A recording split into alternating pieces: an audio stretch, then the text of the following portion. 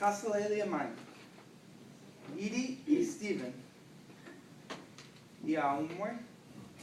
Wow. What I just said was in Pohnpeian.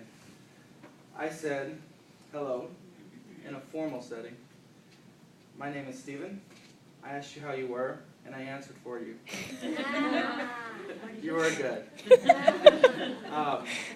Kasalelia, or Kasalelia mine, in a formal sense, would be a hello greeting in the Pohnpeian language.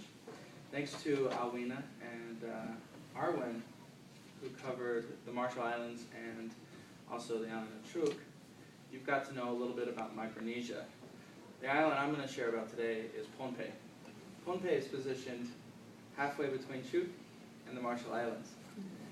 Pohnpei and Truk are two of the largest states in the Federated States of Micronesia, or the FSM. Pohnpei is an island that Bree and I had the opportunity to serve on a few summers ago. And we lived there for about 13 weeks, and I'm just going to share with you some of the experiences we had with the culture. The Pohnpeian culture is it's a resilient culture. They have lasted on their island through occupations and through thousands of years. Exact dates on their history is unknown, as a lot of their traditions are given orally, and through the occupations of the Spanish and the Japanese, which we'll cover, some of their history has been lost. On Pohnpei, they're known for their fruits. Many fruits like mangoes, coconuts, bananas, so many different species of banana. They have large ones, green ones, small, tiny ones, brown ones, and your yellow bananas. I like this in particular because I'm allergic to bananas here in the States. But on the island, I could go through bananas like nobody's business. And so they provide ample amount of fruits. Another thing that they have is they're surrounded by a whole reef. If you go back to this other picture, all this right here around the island is coral reef. They find many sources of fish just like this in those reefs. Bree and I were out on the boats one day, and we saw these beautiful fish. We were snorkeling. Fish that you would see in aquariums here. Our hosts, the Salvation Army captains there, fished for those fish and ate them.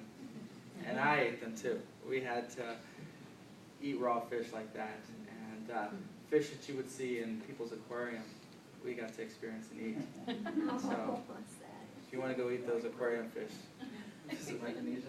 Another thing that Pohnpei is known for is their pepper. They have a special black pepper that they ship all over the Asian world, and it's specific to that island. And it's pretty yummy. It's distinctive from your normal pepper.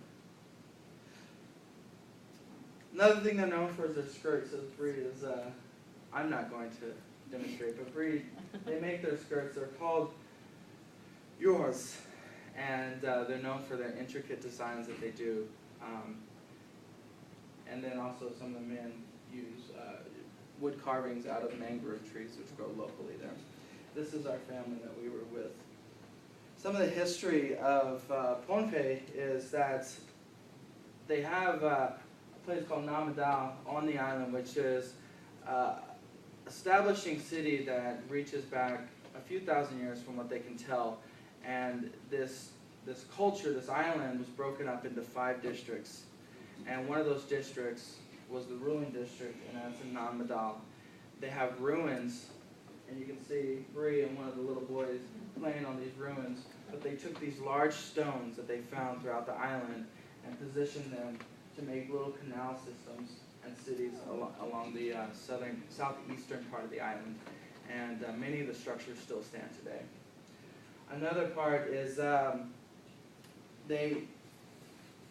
during the mid-1800s, the Spanish came and kind of took over the island and ruled there until about World War I, when the Germans actually took it over following that for a brief period. But then the real travesty was the Japanese.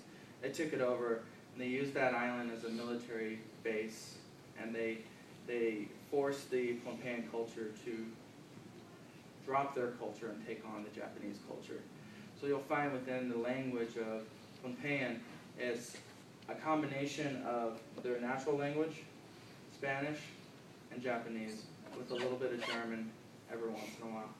It's a culture that is adapted through the times and has survived today.